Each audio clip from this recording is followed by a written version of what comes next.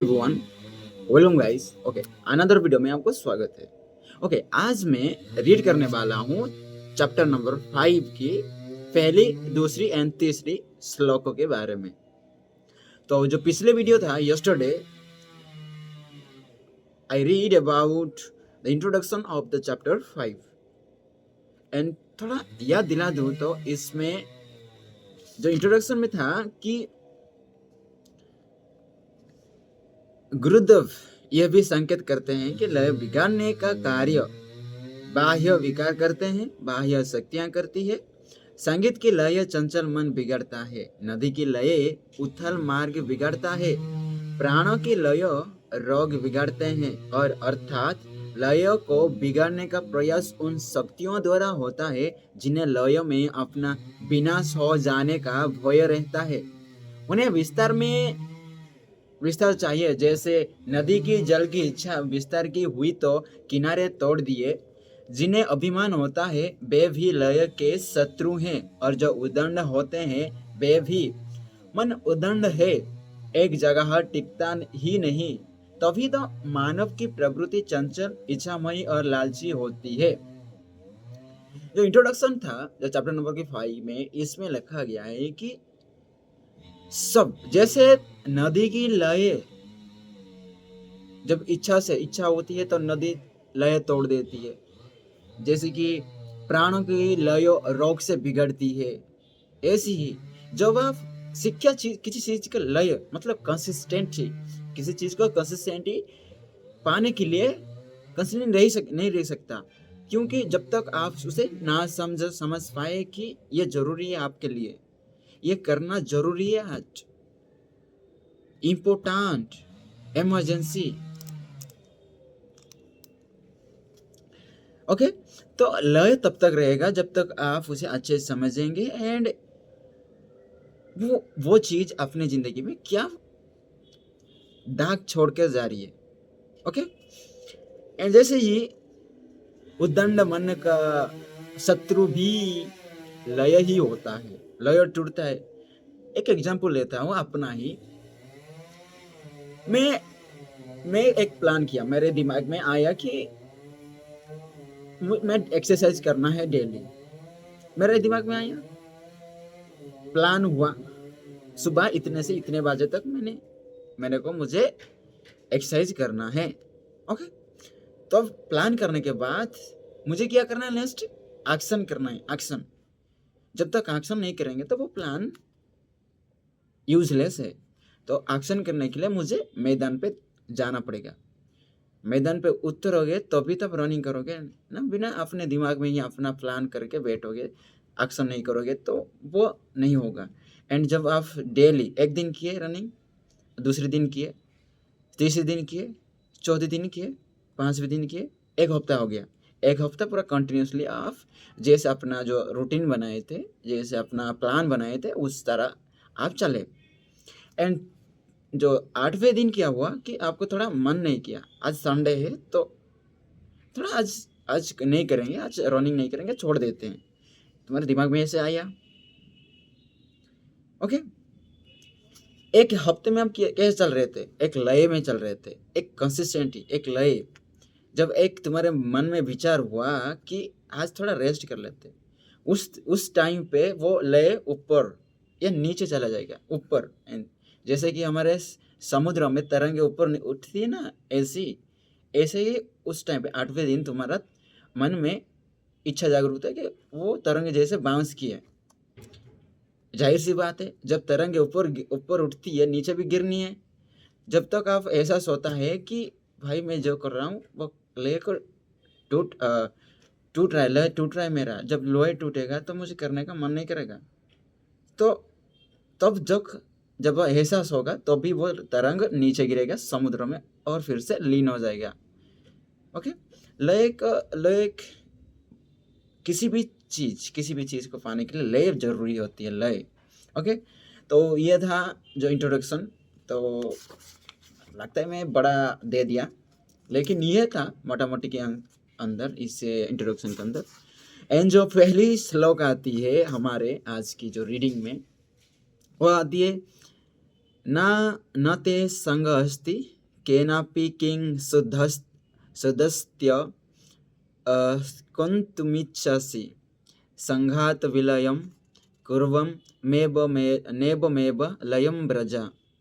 Okay, सामान्य अर्थ की बात किया जाए कि गुरुदेव अष्टावक्र राजा जनक से कहते हैं कि तू निसंग है, अर्थात किसी की भी साथ तेरा कोई संग नहीं है, तू विशुद्ध बोध है, अतः ना तू किसी को ग्रहण कर सकता है और किसी को विलय कर सकता है।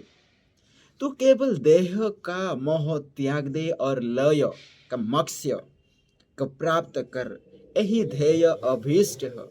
ओके, एक बात इसमें मैं ऐड करना चाहूंगा कि मक्ष्य क्या होता है। जैसे कि हम जिस माया के जाल में जन्म और मरण के बीच एक चक्र में हम फंसे रहते हैं, जब हम मक्ष्य मिलेगा तो इस चक्र मरण से लय निकल जाएंगे, चक्र और मृत्यु और जन्म के चक्र के अंदर से मोक्ष माने वहां से निकल जाएंगे।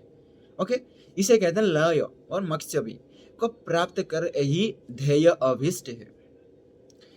ओके, मोटा मोटी की जो कंसाइज करके मैं जो बोलना चाहूँ तो इस श्लोक 1 को गुरुदेव कहते हैं अष्टावक्र राजा जनक से कहते हैं कि तू निसंग है, तू तेरे साथ कोई संग नहीं है और तू विशुद्ध है, तू किसी को ग्रहण कर सकता है ना किसी को तू विलय कर सकता है।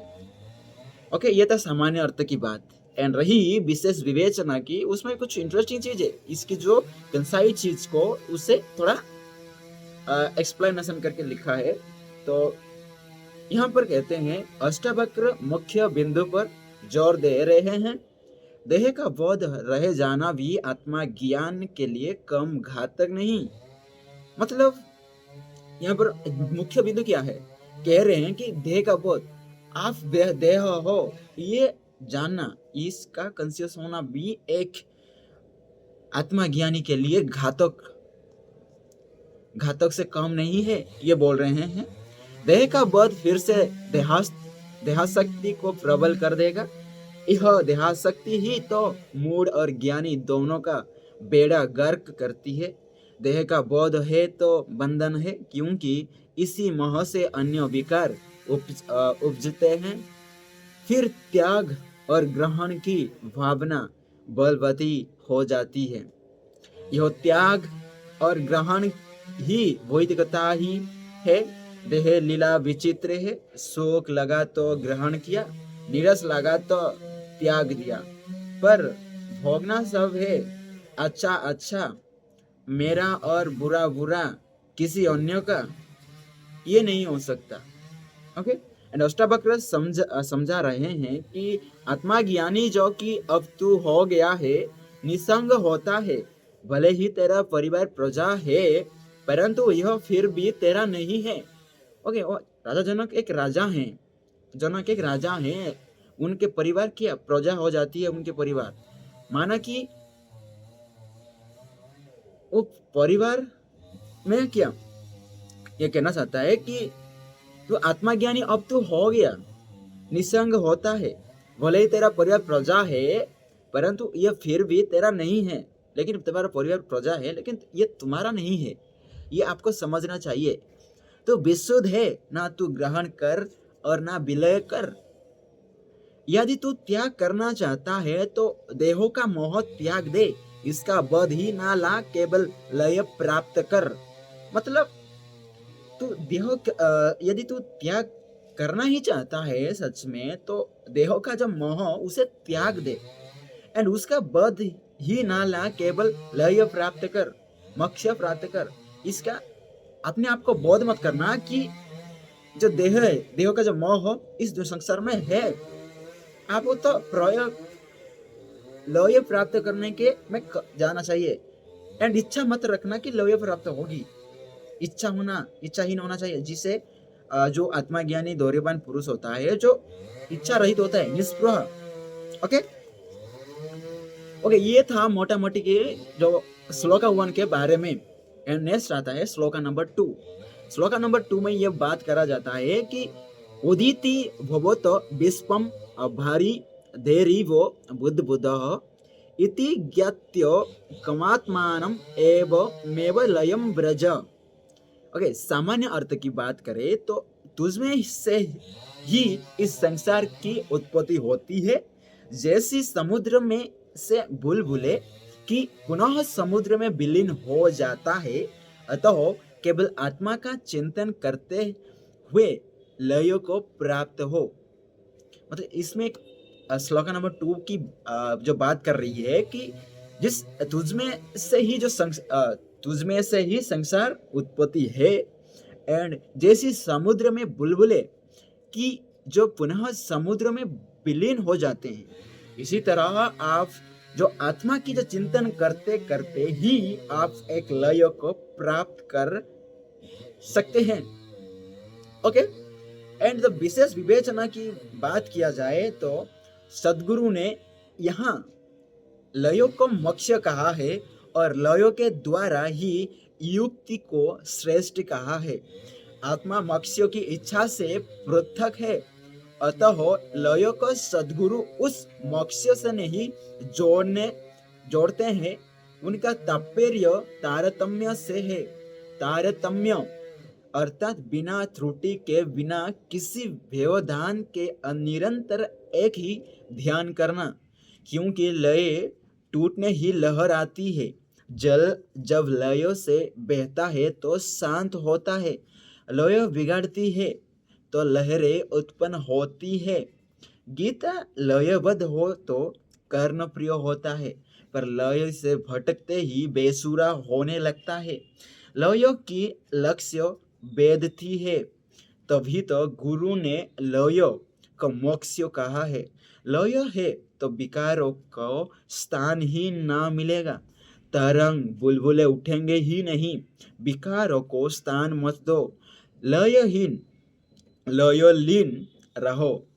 अष्टावक्र कहते हैं कि तू सृजना है, यह विश्व तुझी में से तरंग की तरह उत्पन्न होता है और तुझी में विलीन हो जाता है।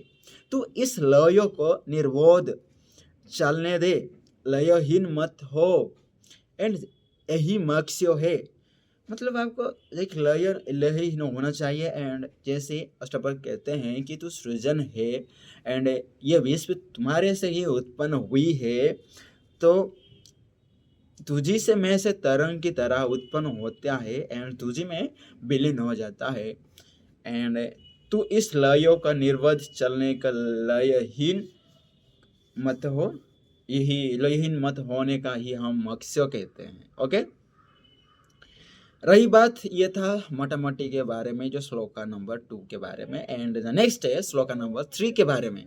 And shloka number 3 tells about प्रत्यक्ष्य मप्य वस्तुत्ववाद विश्वम नास्त्य मले त्वयि रजुर्सर्प एव व्यक्तम एवमेव लयम व्रज।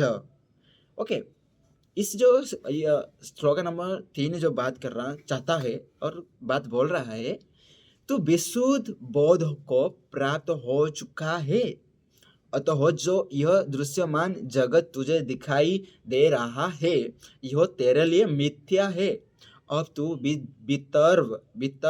वितर्क से परे है, अतः साप रस्सी की प्रतीति भी नहीं कर, तू केवल लय को प्राप्त कर। ओके, इस कहने का मतलब है कि जो श्लोक नंबर 3 की मोटामोटी के, आप जो विशुद्ध बोध को प्राप्त हो चुके हो एंड अतः जो दृश्यमान जगत तुझे दिखाई दे रही है वो तेरे लिए मिथ्या है। जो आप ये दिख रही हो, जिन्हें यहाँ पर पैर है, ये परिवार है, ये मेरे घर, ये मेरी मम्मी, ये दादी, मेरे बहन है, ये मेरे चाचा, ये बुआ, में ये सब मिथ्या है। और इस सब में से कोई सत्य है तो वो आपका आत्मा। ओके, अब तो वितर्क से परे है और आपको साफ रस्सी की प्रतीत भी नहीं कर, तू केवल लय को प्राप्त कर। ओके, नेक्स्ट है विशेष विवेचना। अष्टावक्र अब स्वीकार कर रहे हैं कि जनक आत्मासात हो गए हैं, परंतु लयोपदेश से वह उनकी अनुभूति को सतत बनाए रखने का संदेश दे रहे हैं। गुरु कह रहे हैं कि यह विश्व का दृश्य जो तेरे लयों में बाधा बन रहा है, उसे असत्य मान। यह मिथ्या है, यह माया है, जो तेरे लयो चिंतन में बाधा उत्पन्न करके तनिक अवसर पाना चाहती है, जिससे अपने किसी मायास्त्र को प्रयोग कर सके। तू आत्मा ज्ञानी है, इतना तो तुझे विदित ही है कि श्रेष्ठ के अनेक शत्रु और प्रतिद्वंदी होते हैं, जो श्रेष्ठता के लयो बिगाड़ने की ताक रहते हैं। भ्रमित करने वाले विकारों का मूढ़मती मानव पर अत्यंत प्रभाव पड़ता है, जो रस्सी को भी सर्प मान लेते हैं, पर तेरे लिए तो ना रस्सी है और ना सर्प, जिसका अस्तित्व ही नहीं। इसका भ्रम क्यों है राजन? दृश्यमान विश्व को मिथ्या जानकर लयोलीन हो। मतलब लास्ट में जो सेंटेंस दिया है बहुत प्यारी चीज है भाई, बहुत प्यारी। एंड उसे मैं एक बार आपको कहना चाहूंगा, मतलब बोलना चाहूंगा जो वो चीज को, कि जो दृश्यमान विश्व है को मिथ्या जानकर लयोलीन हो जा। मतलब अब जो भी चीज देख रहे इस दुनिया में, जैसे कि आपके सराउंड में किसी भी चीज को देख रहे हो आप, किसी भी चीज को, वो मिथ्या है। एंड एक ही जो सत्य हो सकती है वो है आपका आत्मा। ओके, तो आपने एंड और एक बात कि आत्मा और ईश्वर को अलग मत समझना, क्योंकि वो एक ही है। ओके, एंड बॉडी एंड आत्मा को कभी एक मत समझना, क्योंकि वो डिफरेंट है। ओके, तो मिलते हैं, तब तक के लिए bye and have an beautiful day. Okay, good luck. And ये तो रात को ही मैं अपलोड कर रहा हूँ ना, आप जिस टाइम भी देख रहे हो ना, उसके लिए मैं आपको रात में देख रहे हो तो अबे गुड नाइट, सुबह गुड मॉर्निंग। ओके, एंड जैसे भी आप आंसर कर सकते हो, आफ्टरनून। ओके, मिलते हैं, बाय। एंड आपने फेस में ना थोड़ा मुस्कान रखना चाहिए यार। इस जिंदगी तो दुख भरी होती है, एंड मुस्कान हमेशा आपके पास रहे तो प्रॉब्लम को थोड़ी छोटी की जा सकती है। ओके, तब तक के लिए विराम, सबको मेरा प्रणाम।